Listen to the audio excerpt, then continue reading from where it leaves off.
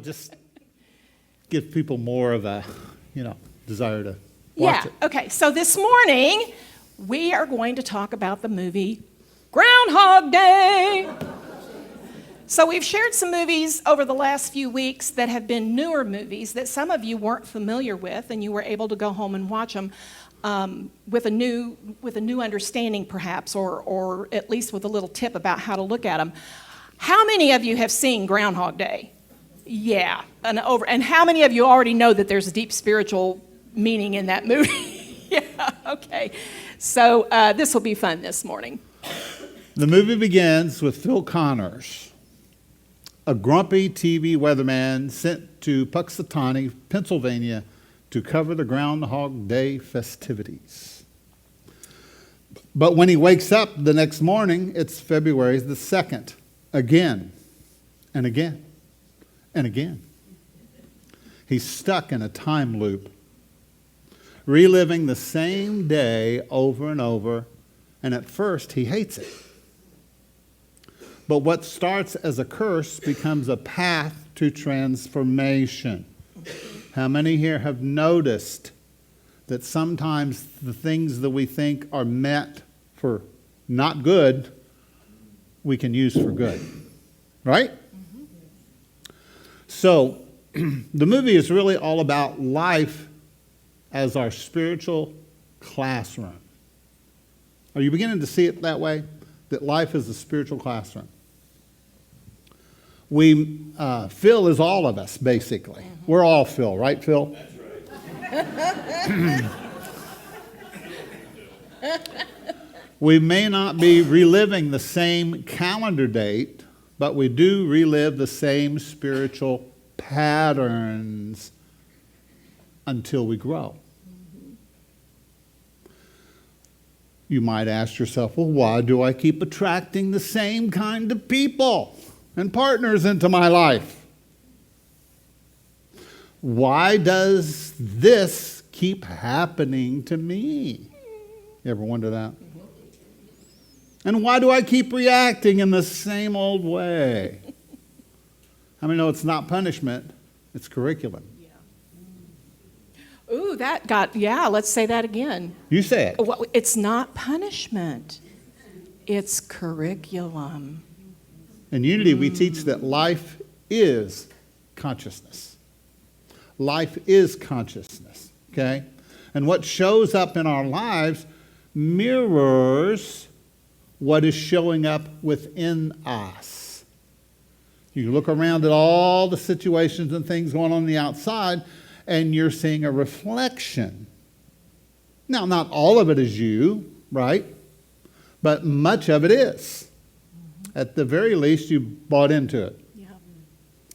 So we're going to talk about some phases that Phil goes through over the course of this movie. And the very first phase is when we first meet Phil in the first little bit of the movie, where it's all about ego control. At the start, Phil is sarcastic, he's dismissive, he's pretty self-absorbed, and he sees himself as superior to everyone.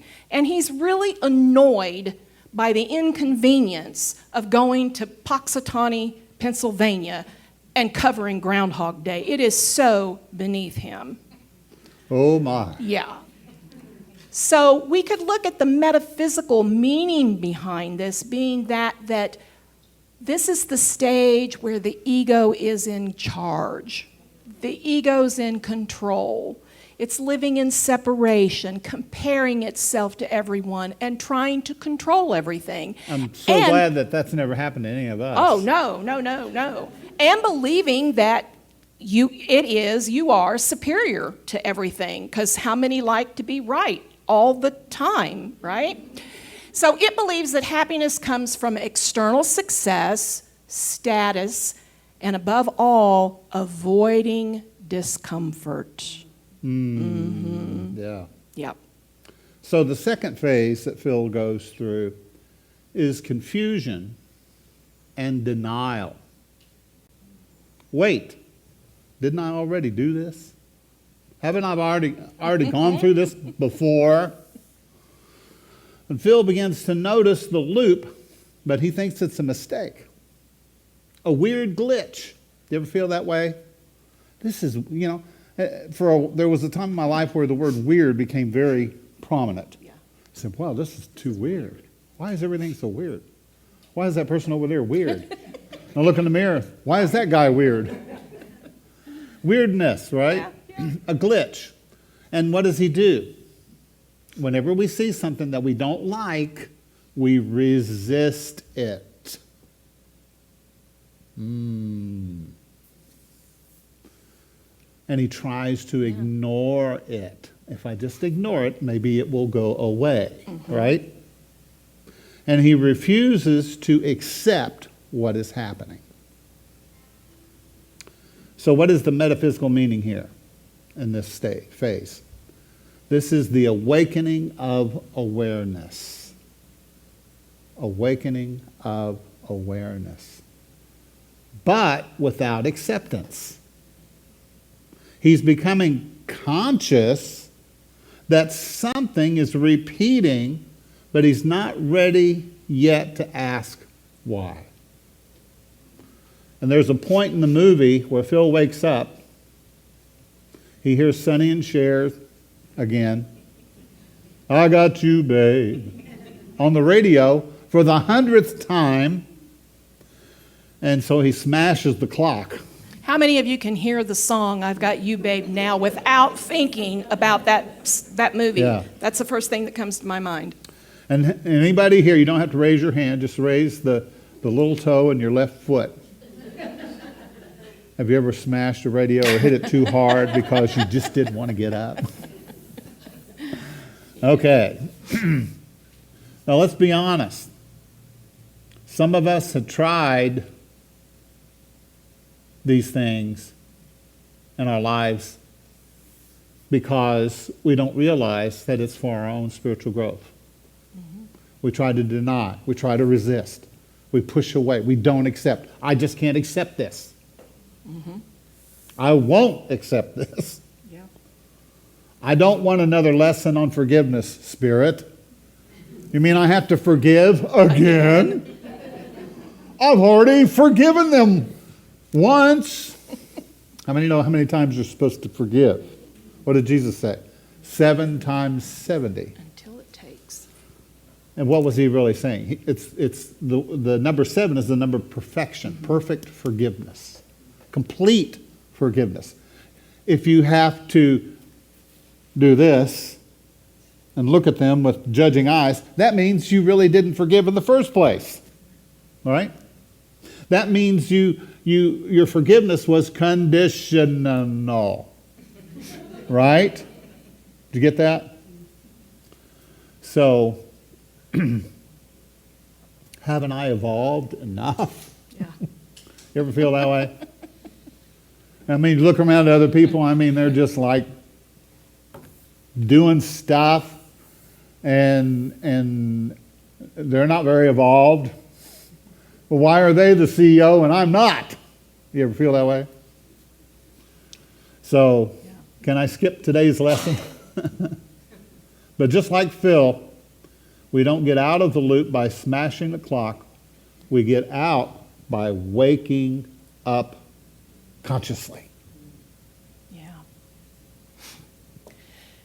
Yeah. So Phil's third phase is indulgence. Do you remember the indulgent phase in the movie? He realizes there's no long-term consequences because he's going to wake up tomorrow and it's going to be the same day again. So he indulges in every pleasure that he can think of. He's binge eating. Now, I can kind of get that one. He's stealing money. He's manipulating people. And he's trying over and over and over again to seduce Rita, his love interest. And this is where all the slappings of the face come into play in the movie, right? So, the ego thinks, if I can't escape this loop, then I might as well exploit it. If I can't escape it, then let's just see what all I can get by with.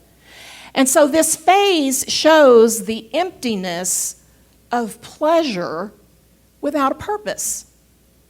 Our pleasures in life need to have purpose. And so Phil is stuck in this loop of indulgence. And that only lasts, how many coconut cream pies can you eat before you're ready to move on to something A else? lot.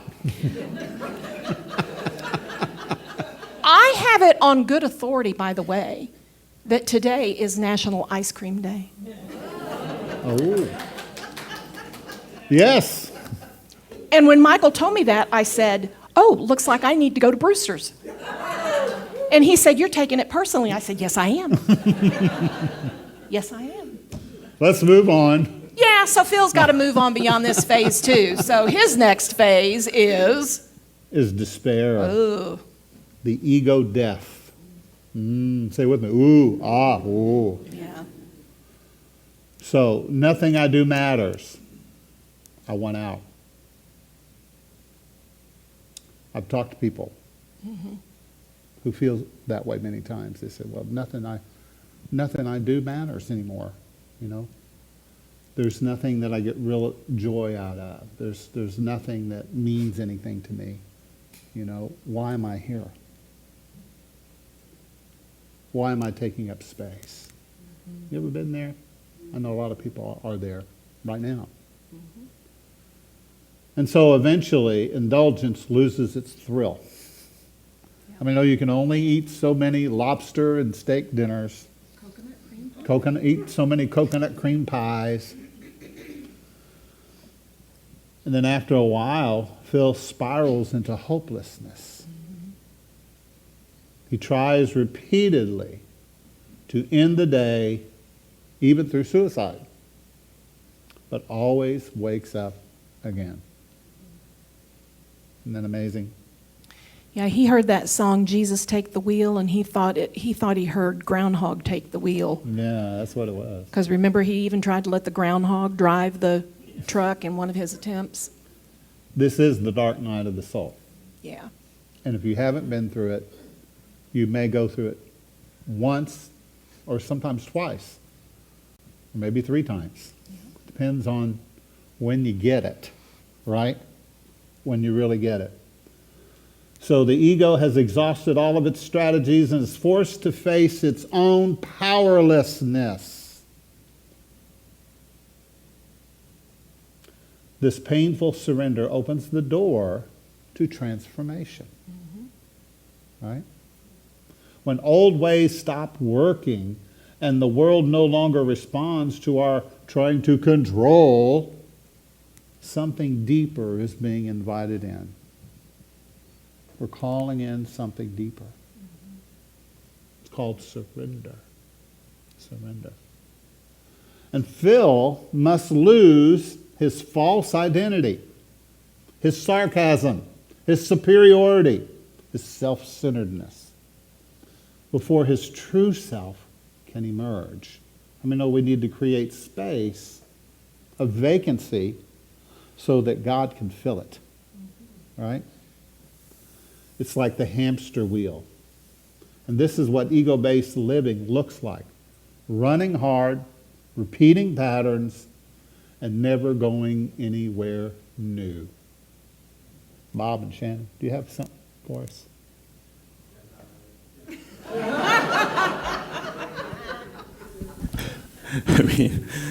I'm sitting there and just going, well, I could do that song, I could do that song. Maybe that song. No, not that song. Well, they just said that, so then that song. And then it was like, and then he just went, Just do it Bob all. and Shannon. It's beautiful. I grew up 30 minutes from Punxsutawney, Pennsylvania. Is that right? I Wow. did. And Groundhog's Day was a national holiday in my hometown. Yeah.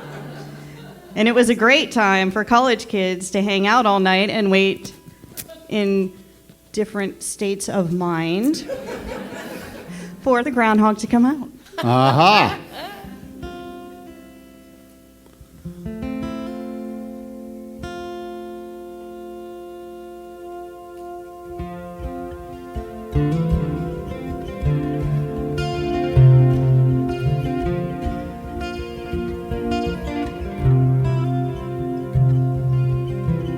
No mud, no lotus.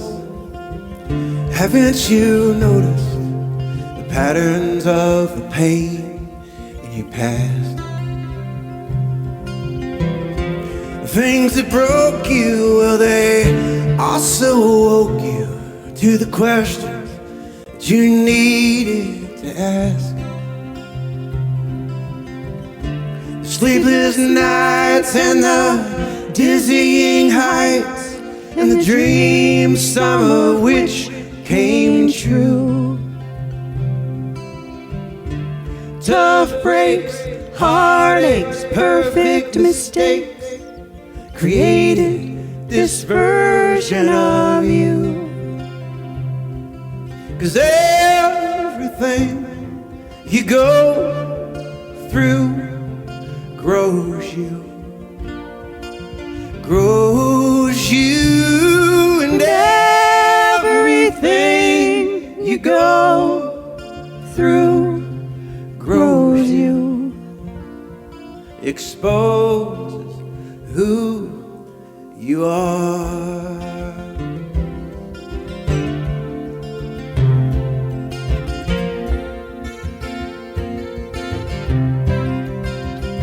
If it hurt, it made you softer. If it was hard, it fueled the hunger. If it touched you, your heart took hold.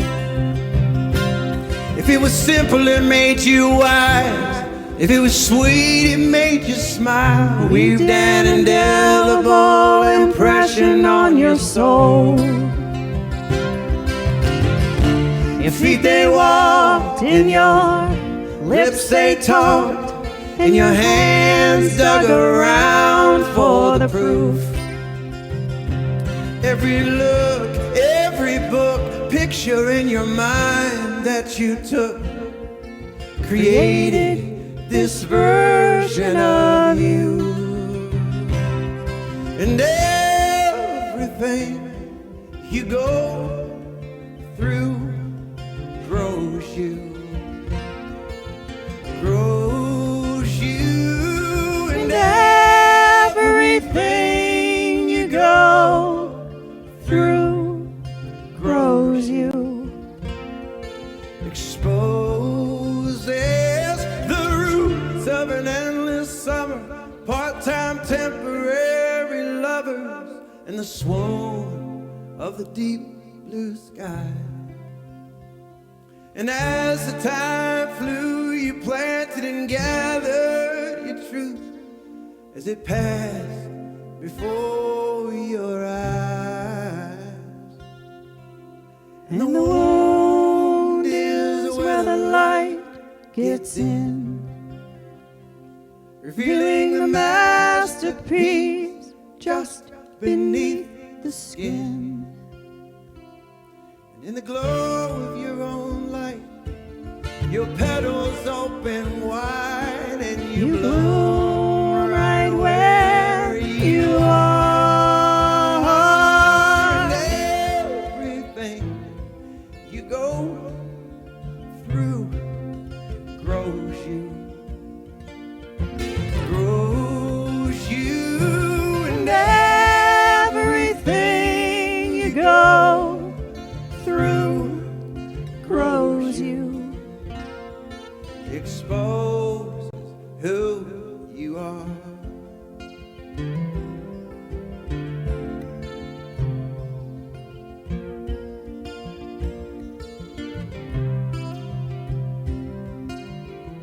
No mud, no lotus. Haven't you noticed the patterns of the pain in your past? The things that broke you, well, they also woke you to the questions that you needed to ask.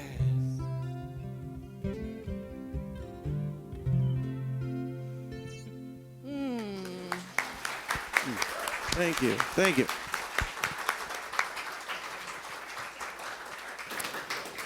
Wow.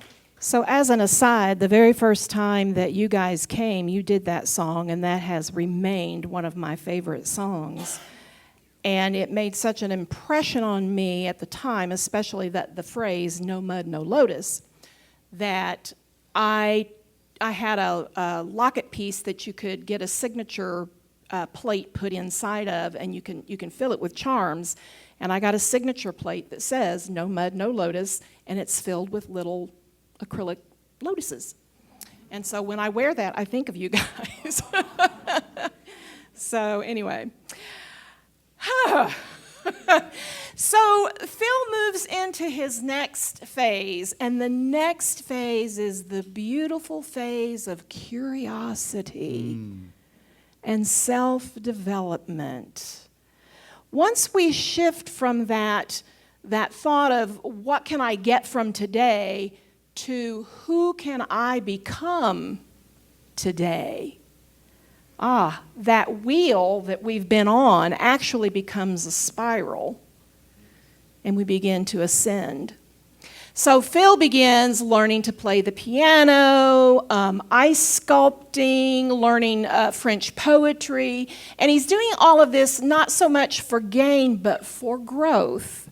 And he stops manipulating Rita, and he starts genuinely connecting with her. And he's discovering the joy of presence, purpose, and inner development. And this is the shift from that ego-driven action to soul expression. And this is the moving from the ego consciousness to the Christ consciousness.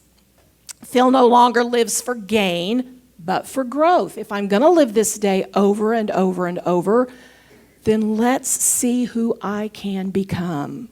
He stops asking, what can I take from this moment? And starts asking, how can I serve this moment with love? That's a completely different question, isn't it? Yes. And that leads to his final phase. Service and love. How many know that's what it's all about, right? If you distill all the teachings of Jesus down to just one thing, you know what it is? He says, love God, love your neighbor as you love yourself. It's just love. That's it. That's the path that we are on. So Phil begins to have this revelation, begins to dawn on him. How many know that we all need a revelation? Sometimes, do you have people in your life that you look at them and go, why? They need a revelation, right? Yeah. And you don't give revelations by hitting them over the head. Let's say it together. That's not my job. That's not how it works now. You pray for them. You hold space for them. Yeah. You connect with them on whatever level that you can, right? Mm-hmm. And so he catches a falling child every day. Same kid falls out of the tree, he catches them. Yep. He helps a choking man. Yep. He changes a flat tire. And he starts bringing joy to others.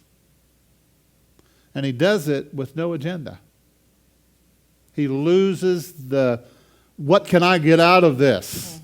That we all have sometimes as human beings. And says, no, I'm just here to serve. How many have, that's the revelation that you've come to. I'm here to serve. Right? Is that your revelation? And so this is the embodiment of the Christ consciousness, awareness. He becomes a channel for love. Can you imagine any higher power other than love? There is none. The higher power is love. If you're channeling love, Jesus said it like this: they will know that they are my students because of their love that they demonstrate, the unconditional love. That's it. Every spiritual practice. I've looked at all the religions and distilled them all down, and they all say the same thing. Even Socrates, you go back to Socrates, and you look at the Greeks and the Romans and all of the various cultures, They are all looking for and wanting the same thing. See, when you know that, and you look at that person that's going through their paces, then you know what is it that they need. They need for you and I to show up in physical form as unconditional love.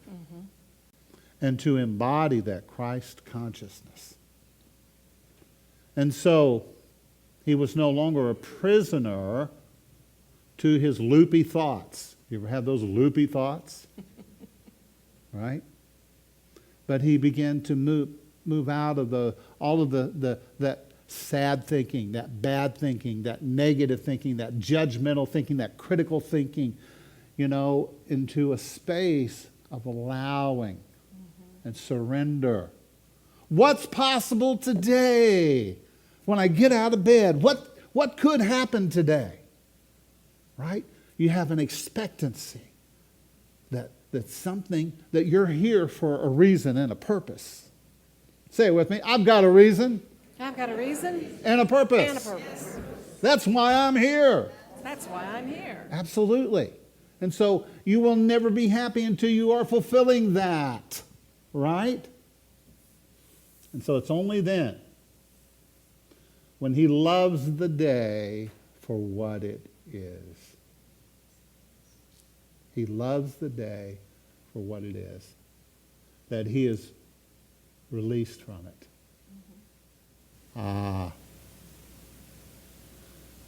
Isn't that wonderful?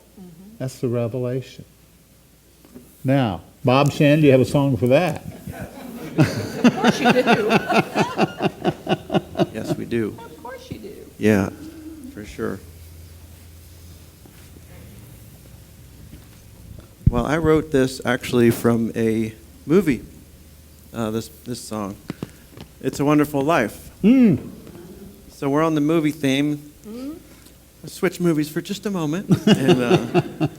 But yeah, all the things you were saying about giving were just touching me deeply and making me think about this song. And yeah, so in the middle of watching It's a Wonderful Life, and are you guys hearing me okay?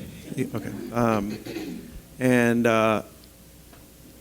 There's a scene in the movie where George Bailey Jr. has taken over the bank. His dad has just passed. And he's kind of, he's very frantic. He's running around in his office, in his dad's office, and over his shoulder is a plaque. And it's written by Pa Bailey. It's, signed at the bottom. It says, "All you take with you is that which you've given away." Whew. So it's called The Measure.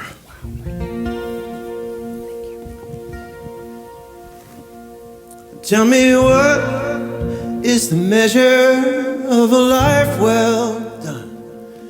Tell me, how do you count an uncountable sum? A collection of your minutes, your hours and your days, the number of heartbeats, breaths, and the lines on your face. It's a nebulous affair, pulling value from the air. Was it your good taste, your good name, your everlasting image in a picture frame? Or is it nothing you can hold on to, and everything that flowed through you? When your hands are empty and your heart is full, and you can smile on your very last day. There is nothing you need to measure, and nothing you need to say, and nothing to take with you but what you have given away. It's never the riches and all it brings, accumulating things. In your final hour curtain call, did you sing the song you came to sing? It's the thoughts and the words and the actions you choose, paying it forward and speaking your truth. It's a call to love a little deeper, you kiss just a little bit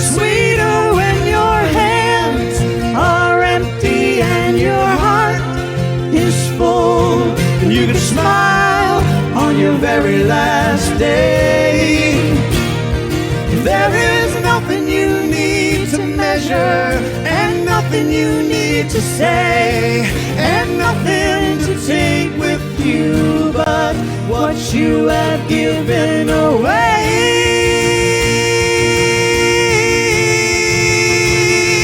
Yeah.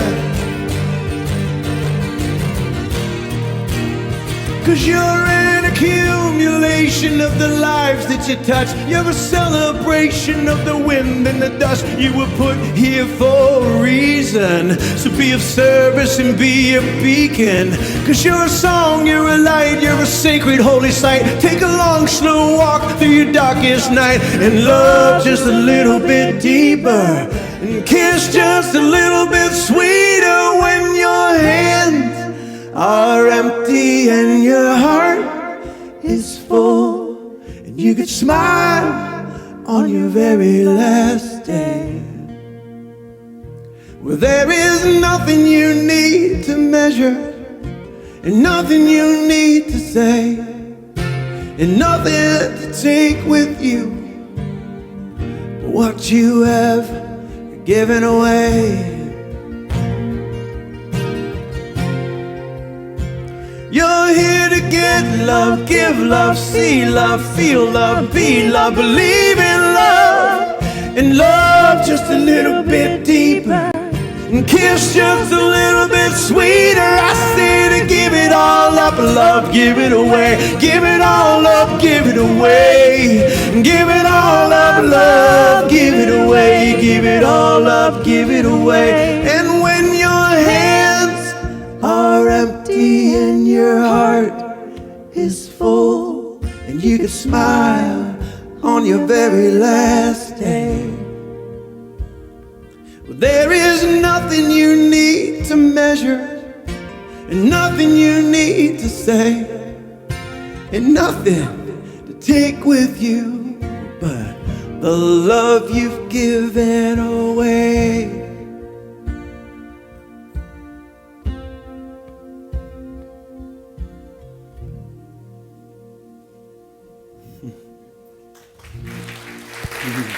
Beautiful. Thank you so much.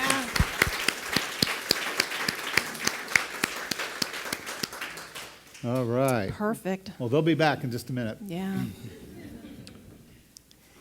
So some final thoughts, our takeaways from this story. First, every day, remember that every day is an invitation to wake up. Ask yourself, am I living today by default or by design? Right? And am I repeating old reactions, or am I choosing a new consciousness? So every day is an invitation to wake up. You're not stuck, you're in school.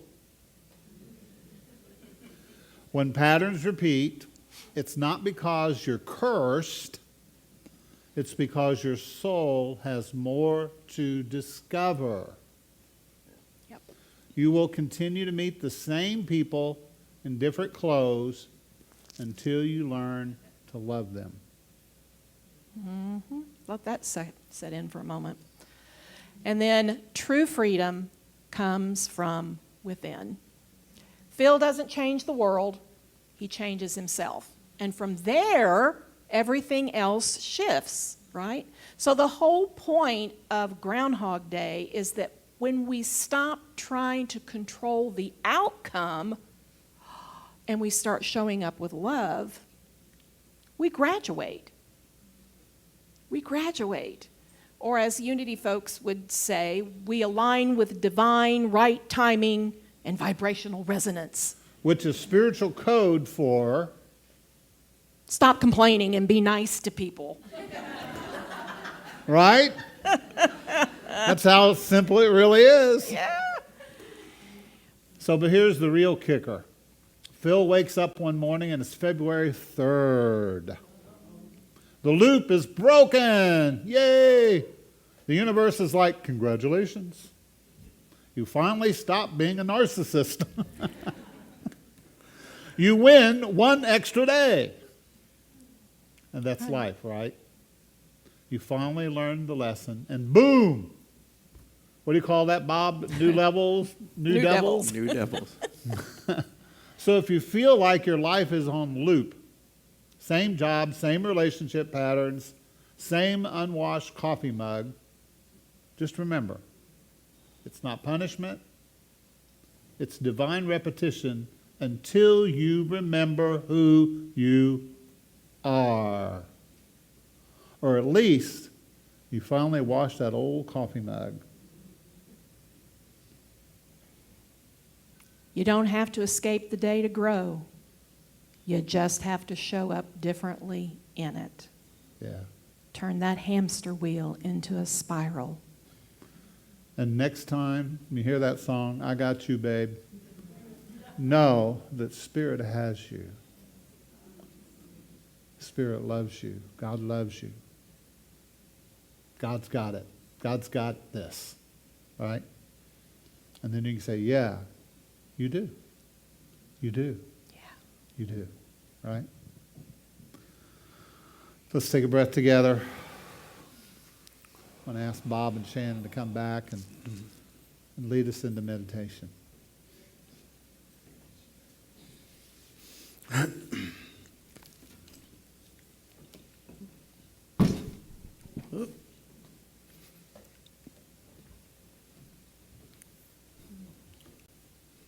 Yeah, I want to invite you all to just close your eyes for a moment. I think we got a little feedback.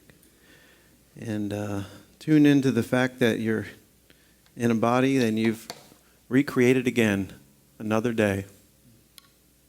And just feel the gratitude of that. And I invite you into a breath of a big exhale, just and breathe it in through your mouth and out through your nose. And in through your mouth, out through your nose. One more of those. Breathe it in through your mouth and out through your nose.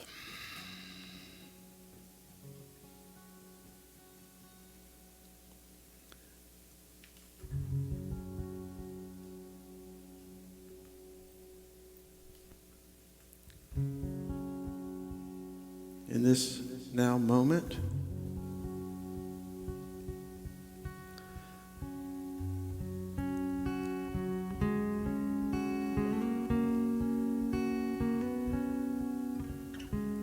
I'm going to drop a little phrase on you as you breathe, as you sit in this beautiful inner space that you've created. Bring this into your heart. When you take things for granted, the things you are granted are taken.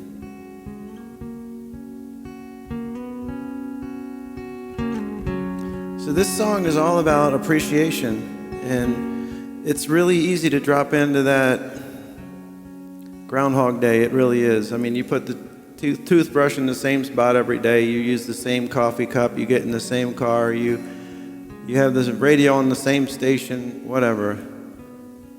And it's so easy to take all that stuff for granted. It's so hard to just go back to the beginning as if it were just a new day, just a brand new day, because it is. I mean, you think about it, think about a time you got a brand new car.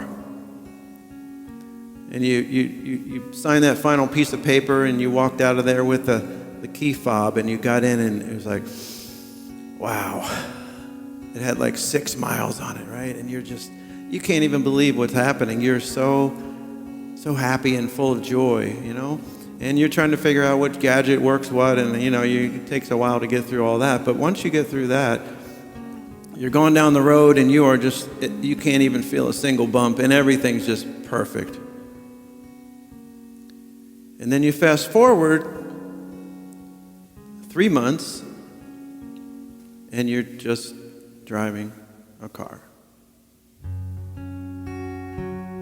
So what if we could just go back to that beginning, that first time that you opened your eyes, the first time you stepped in the car, the first time you boiled that pot for tea, and the the first sip of that beautiful jasmine tea.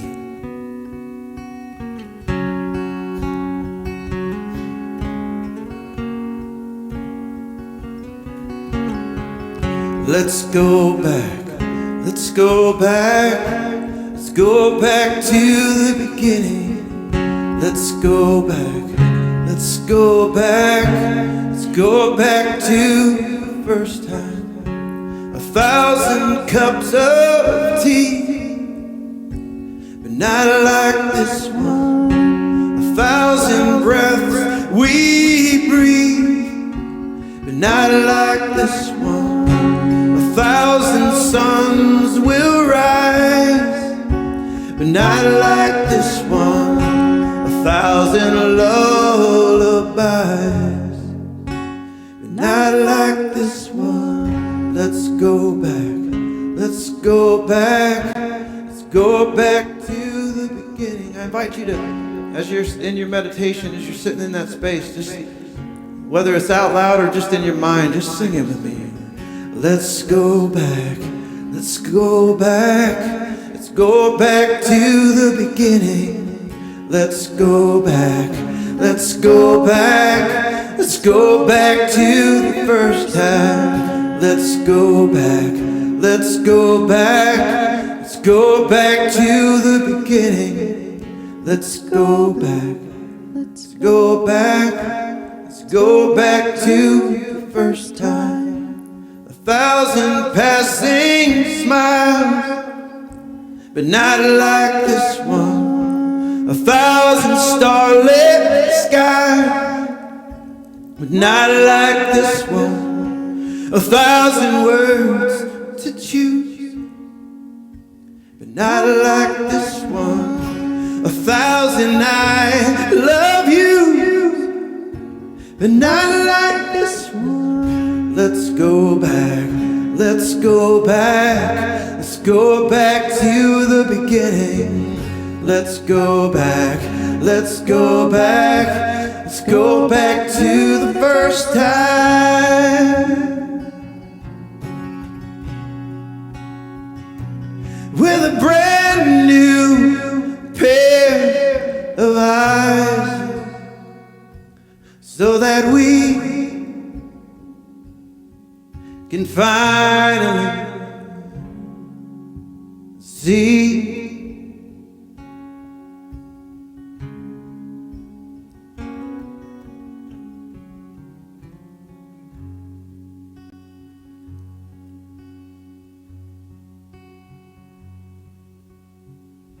A 1,000 cups of tea,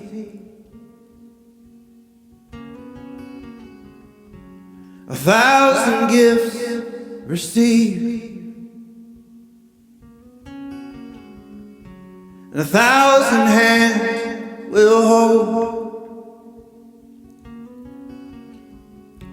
1,000 stories told, 1,000 beauties to behold, and 1,000 hearts you'll know.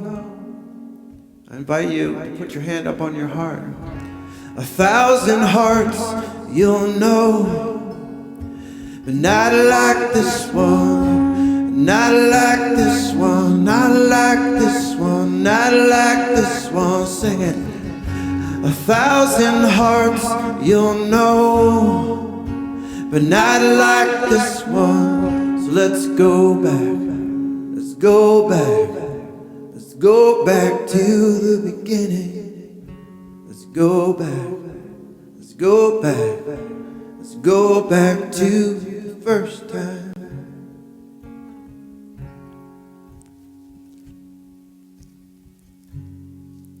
Just feeling the newness of that moment where you're at the beginning again.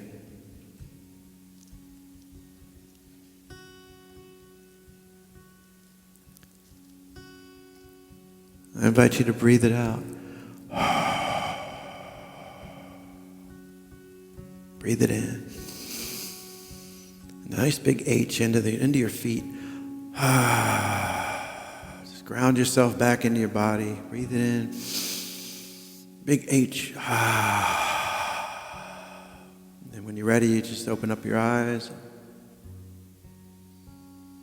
Greet this moment back to the beginning.